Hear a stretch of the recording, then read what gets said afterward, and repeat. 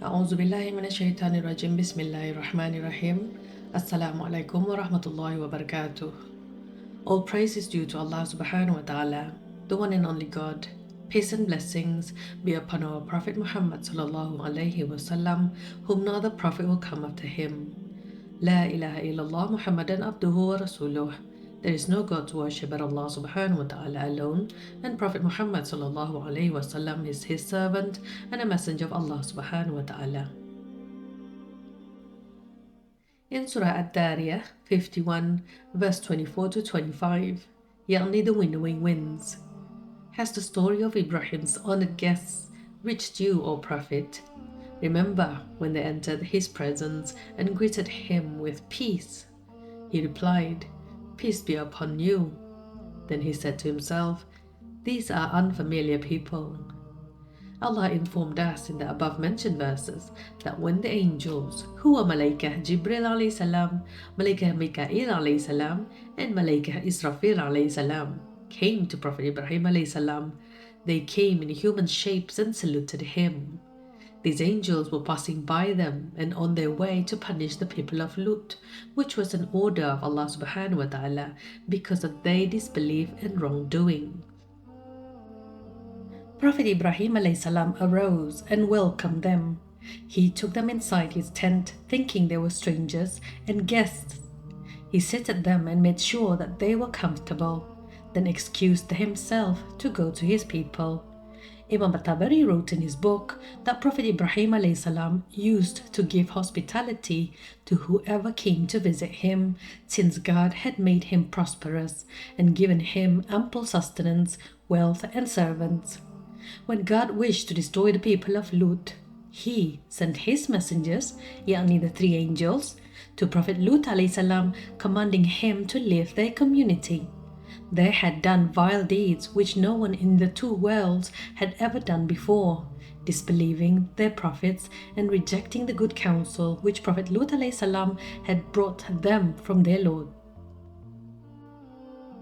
The three messengers were ordered to visit Prophet Ibrahim alayhi salam and give him and Sarah tidings of the coming of Prophet Ishaq alayhi salam and also of Prophet Yaqub alayhi salam, who was to come after him. When they came to Prophet Ibrahim alayhi salam, he had had no guests for 2 weeks, and it was becoming unbearable to him to have no one visiting him or receiving hospitality from him. So when he saw the messengers, he rejoiced. He saw guests who had more goodness and beauty than any guest to whom he had given hospitality before, and he said, "No one but I myself will serve these people with my own hands." His wife Sarah arose when he entered. She had become old and white-haired. Prophet Ibrahim alayhi salam said to her, "We have 3 strangers in the house." "Who are they?" she asked. "I do not know any of them," he answered. "What food have we got?" he asked. "Half a sheep," she replied. "Half a sheep? Slaughter a fat calf for them. They are strangers and guests," he ordered while leaving. A healthy fat calf from the best that he possessed.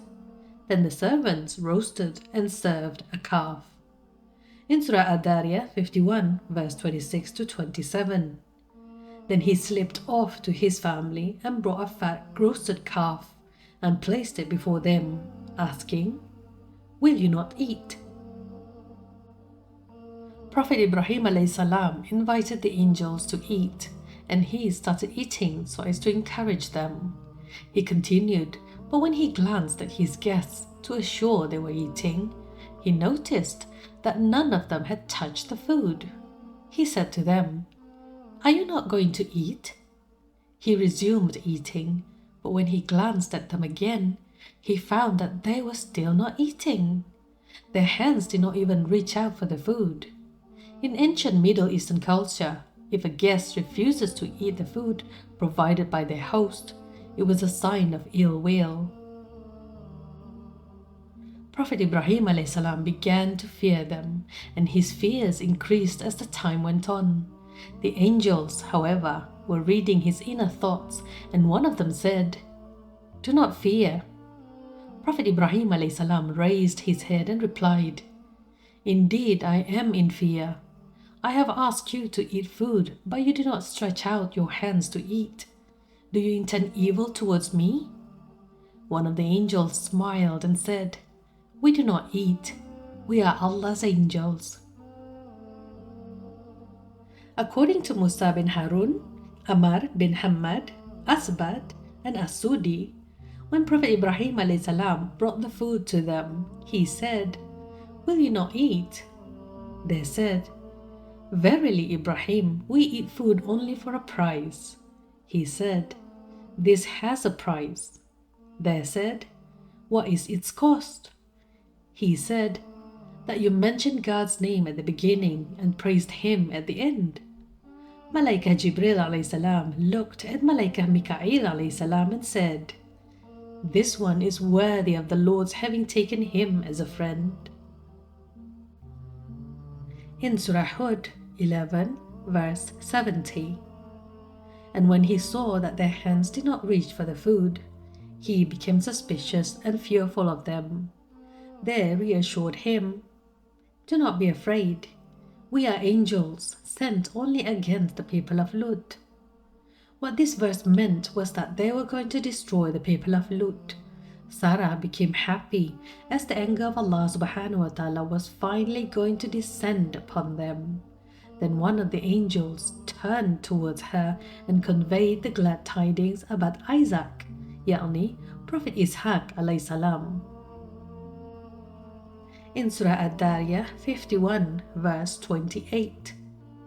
They did not eat, so he grew fearful of them. They reassured him, "Do not be afraid," and gave him good news of a knowledgeable son. And also in Surah Hud, verse 71. And his wife was standing by, so she laughed. Then we gave her good news of the birth of Ishaq, and after him, Yaqub. According to the customs of the Arabs and non-Arabs alike of those days, Sarah stood near her guests. Allah Subhanahu wa Ta'ala sent these glad tidings at the hands of the angels. The verse goes on. In Surah Ad-Dariyah 51, verse 29 to 30.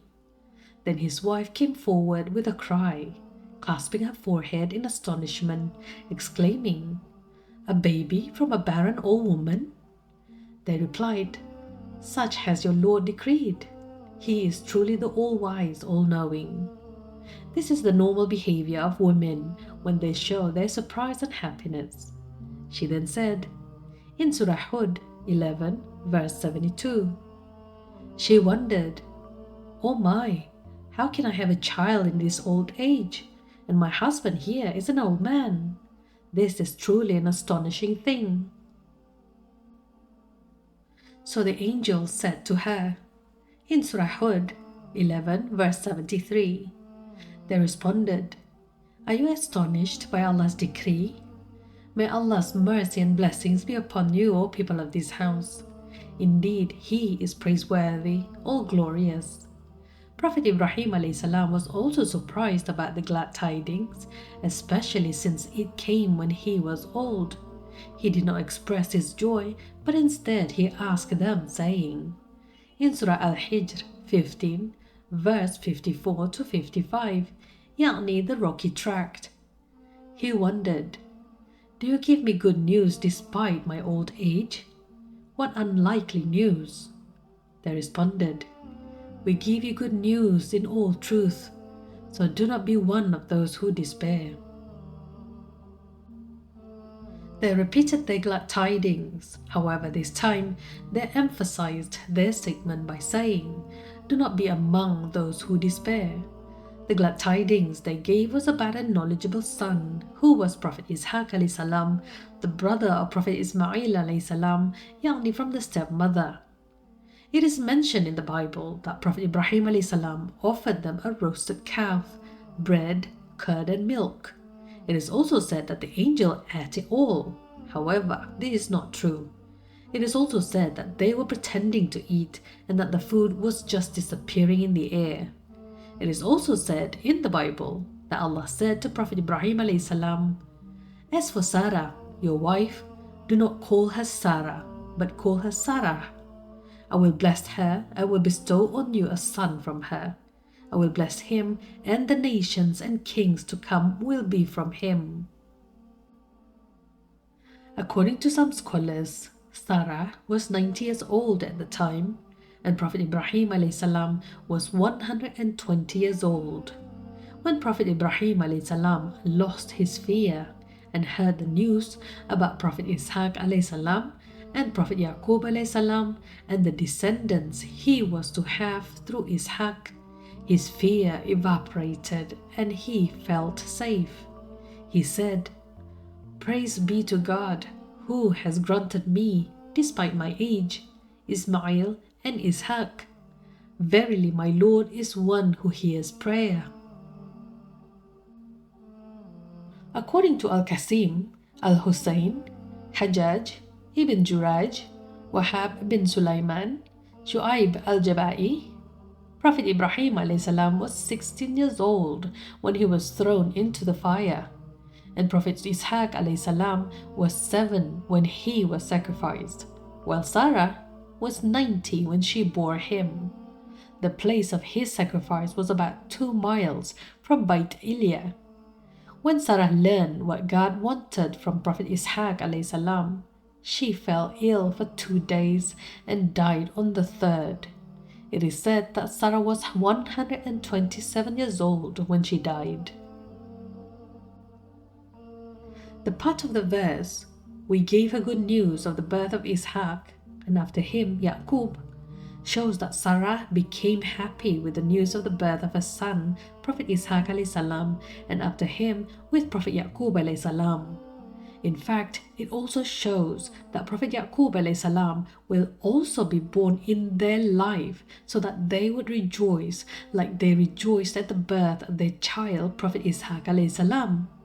If we do not accept that this is also alluded to in the verse, then there will be no benefit in the specific mention of Prophet Yaqub (as).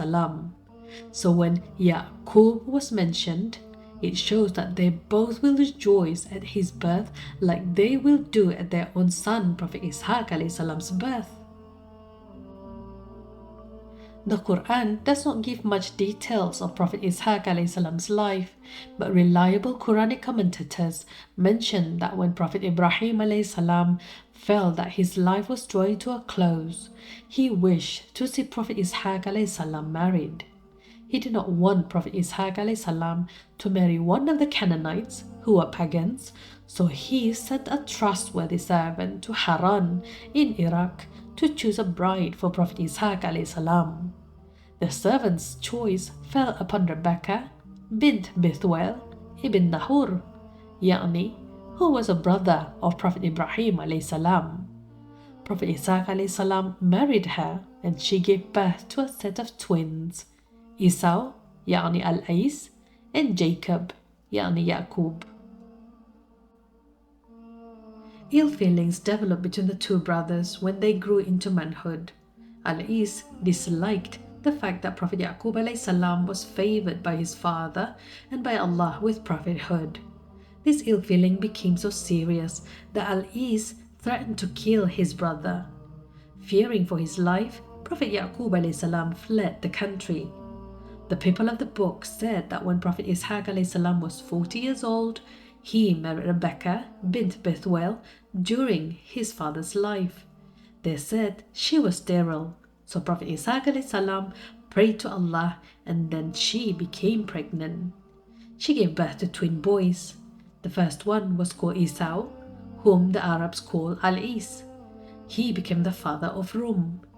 The second one was called Jacob, which means Israel, Yani, belonging to the people of Israel.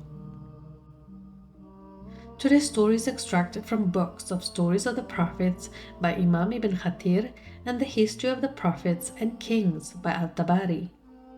Wallahu alam bisawab. Ya Allah, please teach us knowledge that is beneficial to us. Let us take advantage of the knowledge that you pour onto us. Please give us knowledge, good deeds, and sincerity in our lives. May we receive mercy and guidance from you, Ya Allah. Please increase our iman and ilmu so that we can pass them down to our children, family, friends, and all our loved ones. Until my next video, inshallah, please take care and be kind to one another. Jazakumullahu khairan and shukran.